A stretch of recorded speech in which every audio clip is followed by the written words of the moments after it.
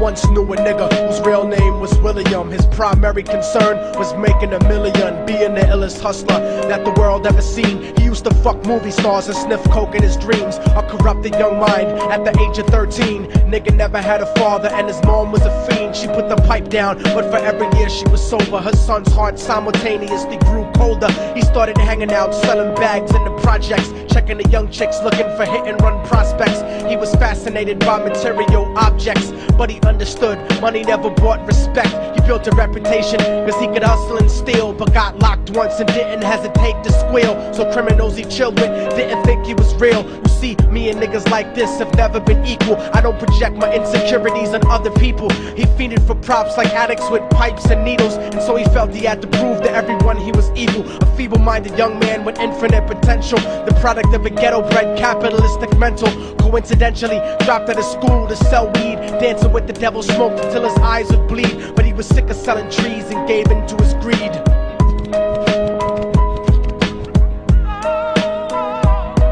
Everyone trying to be trife never faced the consequences. You probably only did a month for minor offenses. Ask a nigga doing life if he had another chance. But then again, there's always the wicked that knew in advance. Dance forever with the devil on a cold cell block. But that's what happens when you rape, murder, and sell rock. Devils used to be gods, angels that fell from the top. There's no diversity because we're burning in the melting pot.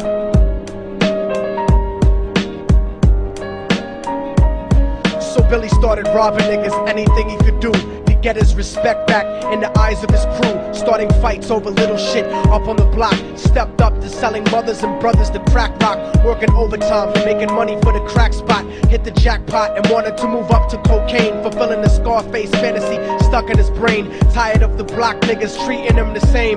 He wanted to be major like the cutthroats and the thugs. But when he tried to step to him, niggas showed him no love. They told him any motherfucking coward can sell drugs. Any bitch nigga with a gun can bust slugs.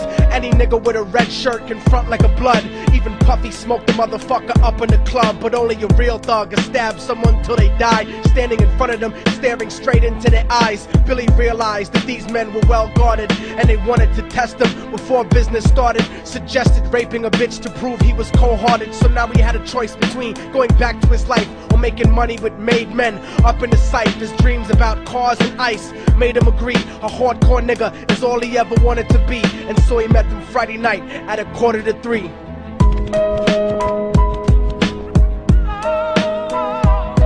Everyone trying to be trife never faced the consequences. You probably only did a month for minor offenses. Ask a nigga doing life if he had another chance. But then again, there's always the wicked that knew in advance. Dance forever with the devil on a cold cell block. But that's what happens when you rape, murder, and sell rock. Devils used to be gods, angels that fell from the top. There's no diversity because we're burning in the melting pot.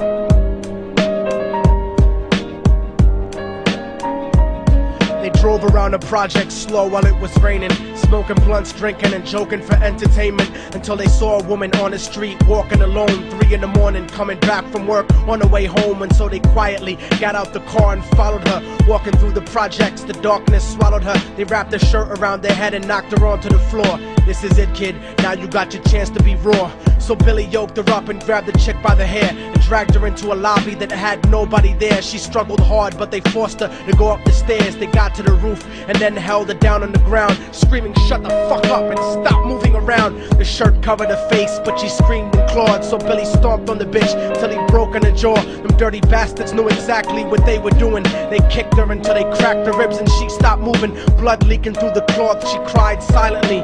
And then they all proceeded to rape her violently. Billy was made to go first, but each of them took a turn, ripping her up and choking her until her throat burned. Her broken jaw mumbled for God, but they weren't concerned. When they were done and she was lying bloody, broken and bruised, one of them niggas pulled out a brand new 22. They told him that she was a witness for what she'd gone through, and if he killed her, he was guaranteed a spot in the crew. He thought about it for a minute, she was practically dead, and so he leaned over and put the gun right to her head.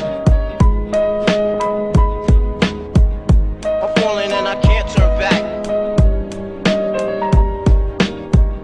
I'm falling and I can't turn back. Right before he pulled the trigger and ended her life, he thought about the cocaine with the platinum and ice, and he felt strong standing along with his new brothers. Cocked the gat to her head and pulled back the shirt cover, but what he saw made him start to cringe and stutter, cause he was staring into the eyes of his own mother. She looked back at him and cried cause he had forsaken her. She cried more painfully, and when they were raping her, his whole world stopped. He couldn't even contemplate. His corruption had successfully changed his fate, and he remembered how his mom used to come home late, working hard for nothing, cause now what was he worth? He turned away from the woman that had once given him birth, and crying out to the sky cause he was lonely and scared, but only the devil responded cause God wasn't there. And right then he knew what it was to be empty and cold, and so he jumped off the roof and died with no soul. They say death takes you to a better place, but I doubt it. After that they killed his mother and never spoke about it. And listen, cause the story that I'm telling is true, cause I was there with Billy Jacobs and I raped his mom too. And now the devil follows me everywhere that I go. In fact, I'm sure he's standing among one of you at my shows, in every street cipher listening to Little Thug's flow. He could be standing right next to you and you wouldn't know. The devil grows inside the hearts of the selfish and wicked. White, brown, yellow and black color is not restricted. You have a self-destructive destiny when you're inflicted, and you'll be one of God's children that fell from the top. There's no diversity because we're burning in the melting pot. So when the devil wants to dance with you, you better say never, because a dance with the devil might last you forever.